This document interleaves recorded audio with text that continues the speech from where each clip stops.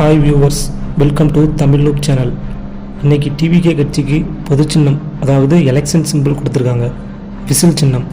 இந்த விசில் சின்னத்தை பற்றி சொல்லணும்னா, டிவிகே தலைவர் விஜய் சாருக்கு இந்த சிம்பிள் தான் வேணும்னு டிவிகே கட்சி ஆரம்பிக்கிறதுக்கு முன்னாடியே ரொம்ப ஆசை. இந்த விசில் சின்னத்தை எப்படியாவது எல்லாருக்கிட்டையும் கொண்டு போய் சேர்க்கணும்னு ரொம்ப மெனக்கிட்டார். லாஸ்ட்டாக வந்த விஜய் சாரோட நிறைய மூவியில் சாங்ஸ்லலாம் விசில்ங்கிற வேர்டை அதிகமாக யூஸ் பண்ணியிருப்பார். இதை யாரெல்லாம் நோட் பண்ணியிருக்கீங்கன்னு தெரில. நோட் பண்ணியிருந்தீங்கன்னா கமெண்ட் பாக்ஸில் கமெண்ட் பண்ணுங்கள். விஜய் சாருக்கு 3 லெட்டரில் முடிகிற நேம்ஸ் தான் ரொம்ப லக்கின்னு நினைப்பார்.